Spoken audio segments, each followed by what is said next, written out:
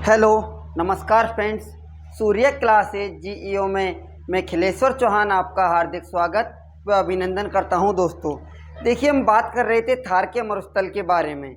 और थारके मरुस्थल में पिछली क्लास में हमने बात कर ली थी थारके मरुस्थल की क्या क्या विशेषताएं, विश्व के संदर्भ में थारके मरुस्थल की क्या विशेषताएं पाई जाती हैं और भारत के संदर्भ में थारके मरुस्थल की क्या विशेषताएं पाई जाती हैं। और जो अंतिम बिंदु हमने देखा था वो था दोस्तों हमारा कौन सा, राजस्थान के संदर्भ में थारकी मरुस्थल की विशेषताओं के बारे में। अब इससे आगे हम राजस्थान के संदर्भ में उसे कंटिन्यू करते हुए आगे बढ़ते हैं। तो आगे हम राजस्थान के संदर्भ में इसकी विशेषताओं की बात करते हैं। तो वो करते हैं दोस्तों किसके बारे में, चट्टानों के बारे में। किसके बारे में बात करते हैं, तो अब हम बात करेंगे चट्टानों के बारे में। देखिए, थारके मरुस्थल में यदि हम राजस्थान के संदर्भ में विशेषताओं की बात करते हैं तो राजस्थान में जो थार का मरुस्थल है इसमें जो चट्टानें पाई जाती हैं वो पाई जाती हैं कौन सी दोस्तों, तो वो पाई जाती हैं टर्शियरी कालीन। कौन सी, टर्शियरी कालीन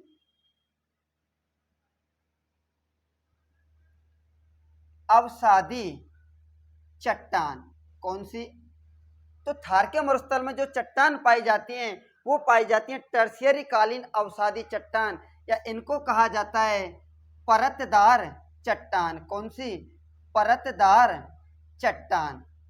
अब देखिए, अब यहाँ पर ये अवसादी और परतदार चट्टान क्यों पाई जाती हैं, तो दोस्तों हमने बात की थी जो हमारा थारका मरुस्थल है इसकी उत्पत्ति की हमने जब बात की थी तो वहां देखा था कि इसकी जो उत्पत्ति है वो टेथिस सागर के अवसाद से इसकी क्या मानी जाती है, उत्पत्ति मानी जाती है। क्योंकि पहले क्या होता था दोस्तों, जो हमारा थारका मरुस्थल की जो भूमि है यहाँ पर किसका विस्तार था, तो वो था थार के मरुस्थल के ऊपर टेथिस सागर का विस्तार। जैसे जैसे टेथिस सागर का जल सूखता गया या फिर समुद्र जैसे जैसे पीछे हटता गया तो वहां पर टेथिस सागर के क्या शेष रह गए, तो वो शेष रह जाते हैं दोस्तों क्या, अवसाद। क्या शेष रह जाते हैं, टेथिस सागर के अवसाद शेष रह जाते हैं।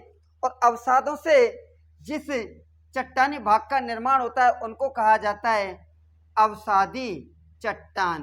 कौन सी चट्टान, अवसादी चट्टान। और अवसादी चट्टानों के अंतर्गत यदि हम विशेषताओं की बात करते हैं तो इनके अंदर क्या पाए जाते हैं, तो वो पाए जाते हैं जीवाश्म। क्या पाए जाते हैं दोस्तों, जीवाश्म पाए जाते हैं। और जीवाश्म से तात्पर्य है दोस्तों हमारा, जीवाश्म खनिज पाए जाते हैं। कौन से खनिज पाए जाते हैं, तो वो पाए जाते हैं जीवाश्म खनिज। जैसे हम बात करते हैं अपना कोयला हुआ, एक बात करते हैं हम पेट्रोलियम हुआ, क्या हुआ, पेट्रोलियम हुआ। उसके बाद में बात करते हैं तो प्राकृतिक गैस। कौन सी गैस, प्राकृतिक गैस। एक बार दोबारा देखो, थारके मरुस्थल में यदि हम चट्टानों की बात करते हैं तो यहाँ पर कौन सी चट्टानें पाई जाती हैं, वो पाई जाती है हमारी टर्शियरी कालीन अवसादी चट्टानें। और टर्शियरी कालीन जो अवसादी चट्टानें पाई जाती हैं ये क्यों पाई जाती हैं, क्योंकि जो थारका मरुस्थल है इसका जो निर्माण है किसके द्वारा हुआ था, टेथिस सागर के अवसाद के रूप में इसका क्या माना जाता है, निर्माण माना जाता है। और जो अवसाद से निर्मित जो चट्टानें होती हैं उनको क्या कहा जाता है, अवसादी चट्टानें। और अवसादी चट्टानों में यदि हम खनिज की बात करते हैं तो कौन से खनिज पाए जाते हैं, जीवाश्म खनिज पाए जाते हैं। और जीवाश्म खनिजों की यदि हम बात करते हैं तो पहला कोयला पेट्रोल, दूसरा पेट्रोलियम, तीसरा प्राकृतिक गैस। इस प्रकार से जो खनिज पाए जाते हैं हमारे थारके मरुस्थल में कौन से पाए जाते हैं, जीवाश्म खनिज। अब जीवाश्म खनिजों की यदि हम बात करते हैं तो सबसे पहले दोस्तों जो हमारा थारका मरुस्थल है इसमें बाड़मेर, सांचौर जो बेसिन है यहाँ पर कौन सा जीवाश्म पाया जाता है, तो वो पाया जाता है कौन सा, पेट्रोलियम। कौन सा, पेट्रोलियम। इसके बाद में यदि हम बात करते हैं तो जैसलमेर में पाया जाता है कौन सा, एक सोनू क्षेत्र है। कौन सा, जैसलमेर। जैसलमेर में एक क्षेत्र है जिसका नाम है सोनू क्षेत्र। यहाँ पर क्या पाया जाता है, तो यहाँ पर पाया जाता है चूना पत्थर। कौन सा, चूना पत्थर। इसके बाद में यदि हम बात करते हैं सहागढ़ सब बेसिन की, तो वहां पर क्या पाए जाते हैं दोस्तों, हमारे प्राकृतिक गैसों के भंडार पाए जाते हैं। इसके बाद में हम बात करते हैं, एक बीकानेर का एक स्थान है जिसका नाम है क्या, कपूर्डी जालिपा। कौन सा, कपूर्डी जालिपा। कपूर्डी जालिपा के अंतर्गत क्या पाया जाता है दोस्तों, तो वो पाया जाता है हमारा कौन सा, कोयला खनिज। और कोयले की भी यदि हम बात करते हैं तो वो कौन सा कोयला पाया जाता है, तो वो पाया जाता है हमारा कौन सा, लिग्नाइट कोयला। कौन सा कोयला, लिग्नाइट कोयला। तो ये हुई दोस्तों हमारे थार के मरुस्थल की चट्टानों के बारे में विशेषता। अब देखिए एक बार दोबारा से समझना। देखिए यदि हम थार के मरुस्थल की विशेषताओं की बात करते हैं तो थार के मरुस्थल में हम अगली जो विशेषता की बात करते हैं तो वो किसकी बात करते हैं, वो करते हैं हम चट्टानों के बारे में। और चट्टानों की यदि हम बात करते हैं तो थार के मरुस्थल में कौन सी चट्टानें पाई जाती हैं, वो पाई जाती हैं हमारी कौन सी, अवसादी चट्टानें। और अवसादी चट्टानें क्यों पाई जाती हैं, क्योंकि जो थार का मरुस्थल है यहाँ का जो इसका जो विस्तार हुआ है, इसका जो निर्माण हुआ है वो किसके द्वारा हुआ है, टेथिस सागर के अवसाद के रूप में। और टेथिस सागर के अवसाद के रूप में इसका निर्माण हुआ है। तो अवसाद से जिन चट्टानों का निर्माण होता है उनको कहा जाता है अवसादी चट्टानें। और अवसादी चट्टानों के अंतर्गत जो जीवाश्म खनिज पाए जाते हैं वो कौन कौन से पाए जाते हैं, वो पाए जाते हैं कोयला, पेट्रोलियम, प्राकृतिक गैस, ईटीसी खनिज क्या होते हैं इसमें पाए जाते हैं। अब हमारे राजस्थान में ये खनिज कहाँ कहाँ पाए जाते हैं, तो पहले देखो एक है हमारा बाड़मेर सांचौर बेसिन। यहाँ पर क्या यहाँ पर क्या पाया जाता है, तो यहाँ पाया जाता है पेट्रोलियम। क्या पाया जाता है, पेट्रोलियम। इसके बाद में हम बात करते हैं जो जैसलमेर का एक क्षेत्र है जिसका नाम है सोनू क्षेत्र। सोनू क्षेत्र के अंतर्गत क्या पाया जाता है दोस्तों, तो वो पाया जाता है हमारा चूना पत्थर। इसके बाद में बाड़मेर में, बीकानेर में यदि हम बात करते हैं तो एक क्षेत्र है जिसका नाम है कपूर्डी जालिपा। और कपूर्डी जालिपा के अंतर्गत क्या पाया जाता है, तो वो पाया जाता है दोस्तों हमारा कोयला खनिज। और कोयले की भी यदि हम बात करते हैं तो वो कौन सा कोयला पाया जाता है, तो वो पाया जाता है हमारा लिग्नाइट कोयला। कौन सा कोयला, तो वो पाया जाता है हमारा लिग्नाइट कोयला। अब इससे आगे हम बात करते हैं जो अगली विशेषता है, यदि हम मिट्टी की बात करते हैं तो हमारा जो थार का मरुस्थल है इसमें किस प्रकार की मिट्टी पाई जाती है, तो मिट्टी की यदि हम बात करते हैं तो यहाँ पर जो मिट्टी पाई जाती है वो पाई जाती है रेतीली। कौन सी, रेतीली बलुई मृदा। कौन सी मृदा, रेतीली बलुई मृदा। और रेतीली बलुई मृदा को यूएसए में किस नाम से जाना जाता है, तो वो जाना जाता है एंटी सॉल। कौन सी, एंटी सॉल्स मृदा। एंटी सॉल्स मृदा हमारे राजस्थान में कहाँ पाई जाती है, तो वो पाई जाती है हमारे थार के मरुस्थल के अंतर्गत। मृदा की बात करते हैं, थार के मरुस्थल में कौन सी मृदा पाई जाती है दोस्तों, तो वो पाई जाती है हमारी रेतीली मृदा। और रेतीली मृदा को क्या कहा जाता है, एंटी सॉल्स मृदा। इसके बाद यदि हम सिंचाई की बात करते हैं थार के मरुस्थल की, तो यहाँ पर जो सिंचाई की जाती है वो किसके द्वारा की जाती है, वो की जाती है नहरों के द्वारा। और जो सबसे प्रसिद्ध थार के मरुस्थल की जो नहर है उसका नाम है इंदिरा गांधी नहर। कौन सी, इंदिरा गांधी नहर। इंदिरा गांधी कौन सी दोस्तों, इंदिरा गांधी नहर। यदि हम कंप्लीट ऑल ओवर बात करते हैं कि राजस्थान का वह कौन सा जिला है जिसमें नहरों द्वारा सर्वाधिक मात्रा में क्या की जाती है, सिंचाई की जाती है, तो सर्वाधिक मात्रा में कौन सा जिला है दोस्तों, गंगा नगर। राजस्थान का एकमात्र जो सर्वाधिक मात्रा में नहरों के द्वारा सिंचाई करता है तो वो कौन सा जिला है, वो है हमारा कौन सा, गंगा नगर। कौन सा जिला है दोस्तों, तो वो है हमारा गंगानगर जिला। अब इससे आगे हम बात करते हैं दोस्तों, एक बार यहाँ तक नोट करते हैं, अपनी नोटबुक और पेन निकालो, एक बार नोट करो यहाँ तक। इससे आगे हम बात करेंगे जो हमारा थार का जो मरुस्थल है इसकी शब्दावली के बारे में, जैसे हमादा हुआ, इर्ग हुआ, रेग हुआ। और इसके बाद में हम बात करेंगे बजादा हुआ, पलाया झील हुई, दोहरे हुए, रेग हुआ, इर्ग हुआ, इन सभी के बारे में आगे हम बात करेंगे। एक बार ये नोट करते हैं, चट्टान। थार के मरुस्थल में, थार के मरुस्थल में टर्शियरी कालीन अवसादी चट्टानें पाई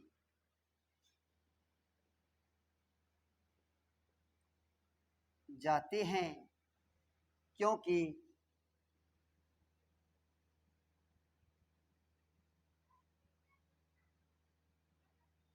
थार के मरुस्थल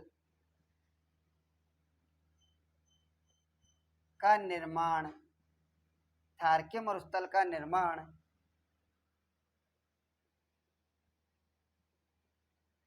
तेथिस सागर के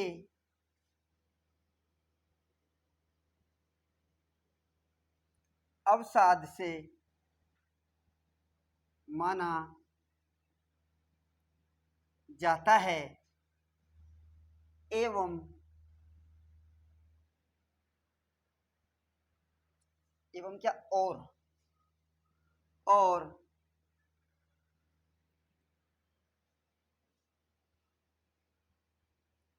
अवसाद से जिन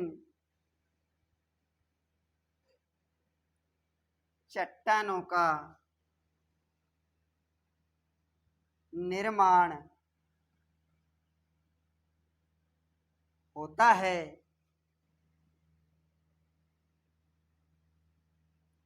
उन्हें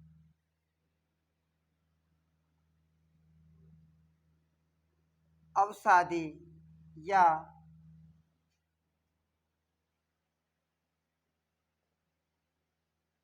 परतदार चट्टान कहा जाता है।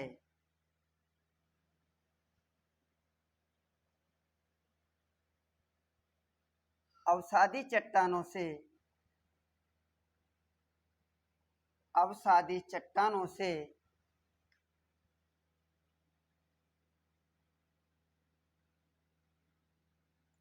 जीवाश्म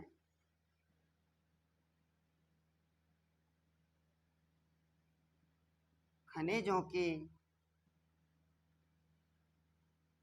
प्राप्ति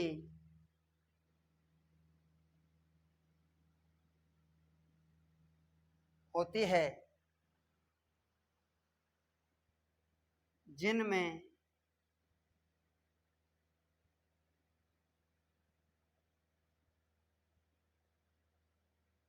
कोयला, डीजल, पेट्रोलियम,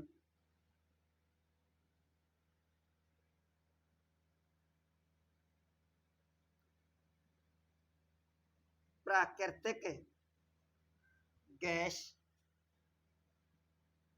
etc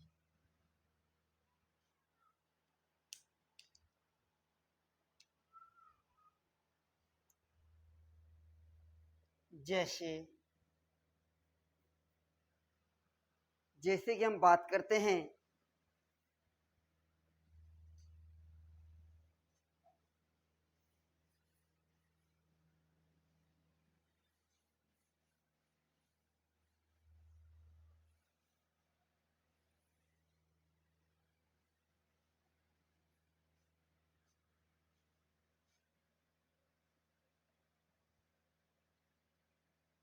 जैसे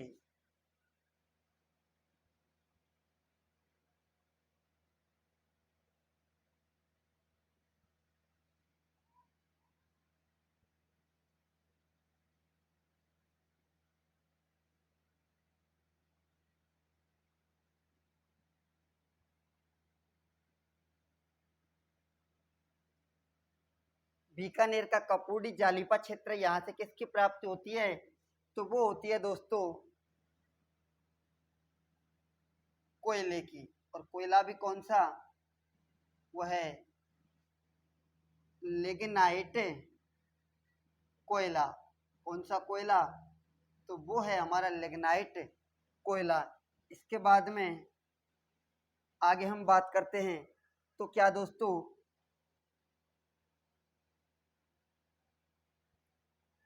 बाड़मेर, सांचौर सब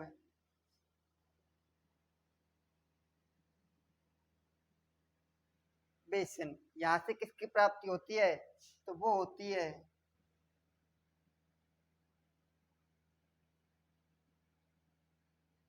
पेट्रोलियम की। किसकी? और तीसरी हम बात करते हैं तो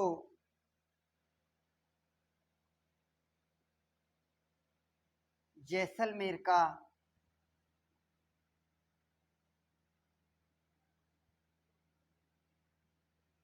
सोनू क्षेत्र। जैसलमेर के सोनू क्षेत्र से किसकी प्राप्ति होती है? तो वो होती है चूना पत्थर की। किसकी होती है? चूना पत्थर की। उसके बाद में चौथी यदि हम बात करते हैं तो वो है दोस्तों हमारा क्या? शाहगढ़ सब बेसिन। कौन सा? शाहगढ़ सब बेसिन। और यहाँ से किसकी प्राप्ति होती है? तो वो होती है दोस्तों किसकी? पहली बात तो शाहगढ़ सब बेसिन कहाँ है? यह है हमारे जैसलमेर में। कहाँ? जैसलमेर में। और यहाँ से किसकी प्राप्ति होती है? तो वो होती है दोस्तों हमारे किसकी? प्राकृतिक गैसों की। किसकी? प्राकृतिक गैस। ये हुआ दोस्तों हमारे चट्टानों को लेकर जानकारी। इसके बाद में हम बात करते हैं किसकी? मृदा की। किसकी? मृदा की। तो थार के मरुस्थल में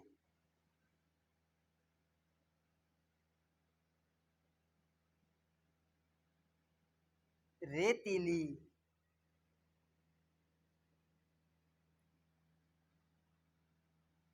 बलुई मृदा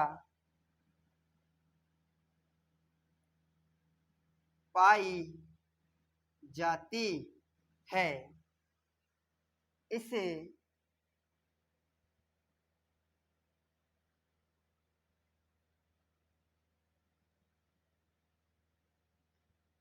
एंटीसॉल्स मृदा के नाम से जाना जाता है। इसके बाद मृदा के बाद में हम बात करते हैं किसकी? सिंचाई की। किसकी बात करते हैं दोस्तों?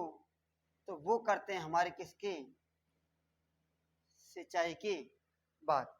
अब सिंचाई की बात करते हैं तो जो थार का मरुस्थल है, थार के मरुस्थल में जो सिंचाई की जाती है वो किससे की जाती है? तो थार के मरुस्थल में सिंचाई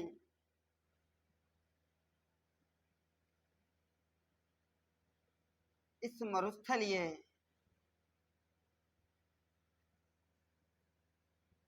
प्रदेश में सिंचाई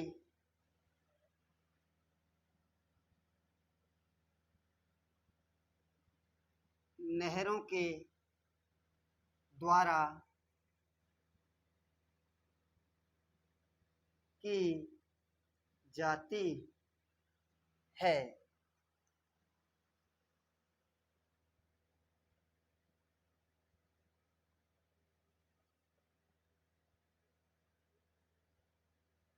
थार के मरुस्थल की गंगा इंदिरा गांधी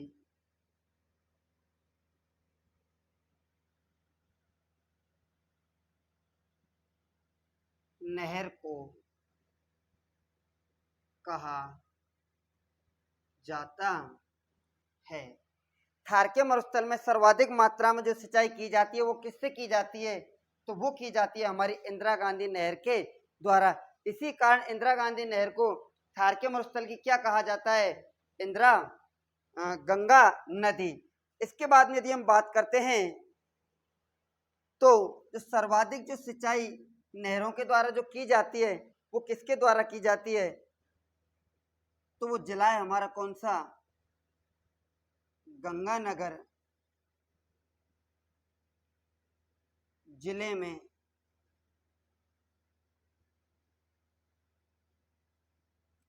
सर्वाधिक सिंचाई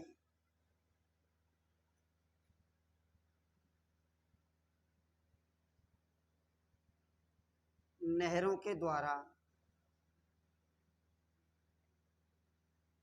की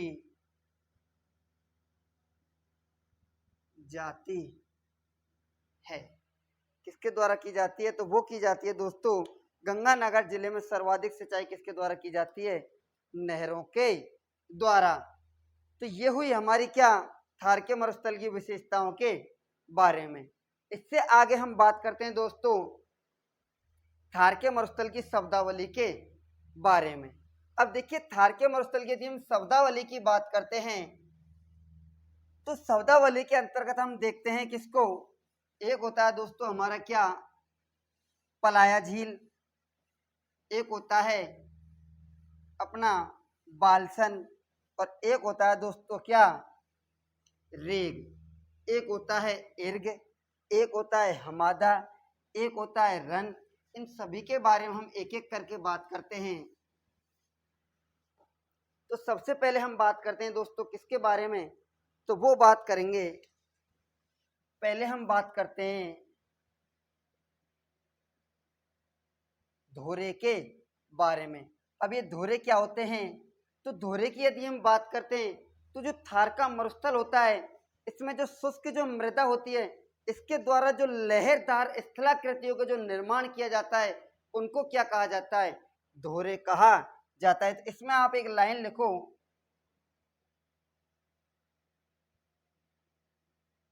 थार के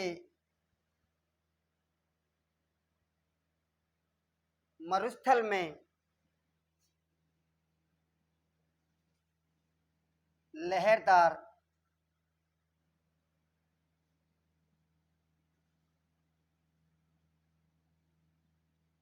स्थलाकृति। किसकी? लहरदार स्थलाकृति। थार के मरुस्थल में लहरदार जो स्थलाकृति उसको क्या कहा जाता है? तो उसे कहा जाता है क्या दोस्तों? धोरे कहा जाता है। धोरे के बाद में यदि हम बात करते हैं तो एक होता है अपना पलाया। क्या? पलाया। एक होता है बाल शन। इसके बाद में एक होता है अपना क्या? एक होता है रन। क्या होता है? रन। अब देखिए इन तीनों की हम एक साथ में बात करते हैं तो सबसे पहले देखो एक हमारा ये क्षेत्र होता है, एक होता है हमारा ये वाला। माना कि ये क्या है? रेत के धोरे। क्या है? रेत के धोरे, जिनको कहा जाता है उच्च भूमि क्षेत्र। क्या कहा जाता है दोस्तों? उच्च भूमि क्षेत्र। अब इधर वाला भी ये क्या हुआ? उच्च भूमि क्षेत्र। क्या हुआ? उच्च भूमि क्षेत्र। जब थार के मरुस्थल में उच्च भूमि क्षेत्रों का जब निर्माण होता है, जैसे पवन चलती है तो कहीं कहीं पे क्या बना देती है? एक बालू के स्तूप बना देती है। जो बालू के स्तूप होते हैं उनको क्या कहा जाता है? वो कहा जाता है दोस्तों क्या? उच्च भूमि क्षेत्र। जब दो स्थानों पर ये उच्च भूमि क्षेत्रों का निर्माण हो जाता है तो इनके बीच में एक स्थान का निर्माण होता है जिसको कहा जाता है क्या दोस्तों? ये जो स्थान है इसके अंतर्गत क्या बढ़ जाता है? बारिश के दिनों में क्या बढ़ जाता है? जल। क्या बढ़ जाता है? जल। और इस जल के बढ़ने से जिस झील का निर्माण होता है उसको कहा जाता है क्या? पलाया झील। कौन सी झील? पलाया झील। अब ये जो पलाया झील होती है ये कैसी होती है दोस्तों? तो ये होती है हमारी अस्थाई झील। कौन सी झील होती है?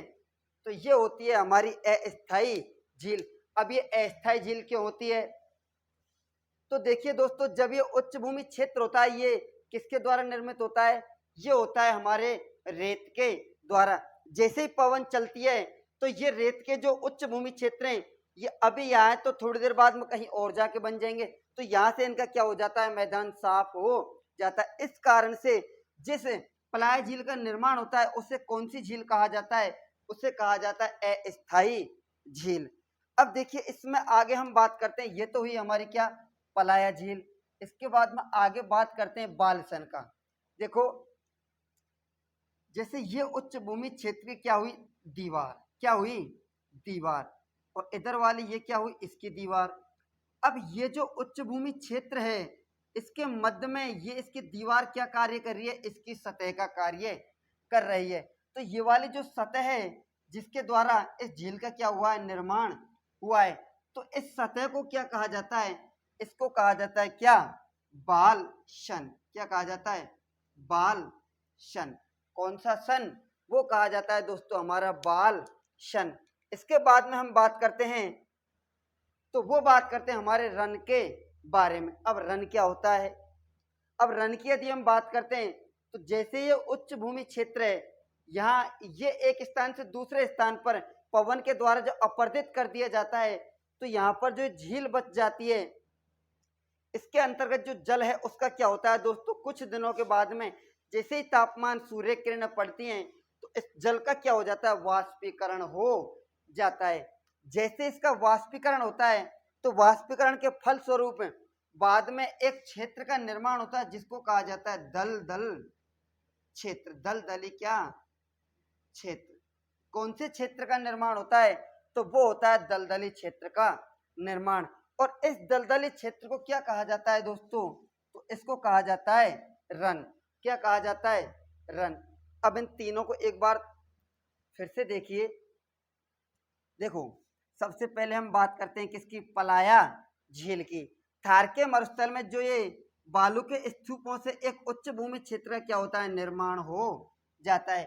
और इन उच्च भूमि क्षेत्रों के मध्य में जब बारिश के दिनों में जल भर जाता है तो उस जल को क्या कहा जाता है? जिस झील के नाम से जाना जाता है उसको कहा जाता है क्या? बालसन। क्या कहा जाता है? पलाया झील। क्या कहा जाता है? पलाया झील। और पलाया झील की जो दीवारें होती हैं, पलाया झील की जो सतह होती है जिनके द्वारा ये जल रुका रहता है, जिस झील का दीवार का कार्य करते हैं, उनको क्या कहा जाता है? उनको कहा जाता है बालशन। क्या कहा जाता है? बालशन। और ग्रीष्म काल में जब सूर्य के ताप के कारण इस जल का वाष्पीकरण हो जाता है तो जिस दलदली क्षेत्र का निर्माण होता है उसे क्या कहा जाता है? रन कहा जाता है। तो ये हुई हमारे पलाया, बालसन और रन के बारे में जानकारी। अब एक बार इनको नोट करते हैं, इन तीनों बिंदुओं को। इसमें आप क्या लिखोगे? इसमें लिखोगे पलाया में अस्थायी खारे पानी की झील। कौन सी? अस्थायी खारे पानी की झील। कौन सी झील है? अस्थायी खारे पानी की झील। और बालसन की यदि हम बात करते हैं, एक बार आप ये चित्र बना लो जिससे आपको समझने में आसानी रहेगी। उसके बाद में लिखते हैं, ये बनाओ जल्दी से।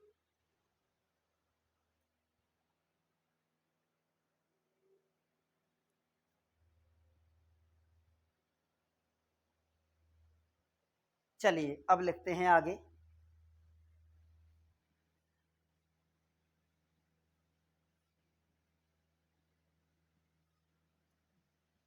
पलाया क्या होता है दोस्तों? तो ये अस्थायी खारे पानी क्या होती है? एक झील। बालसन की बात करते हैं तो ये क्या होता है?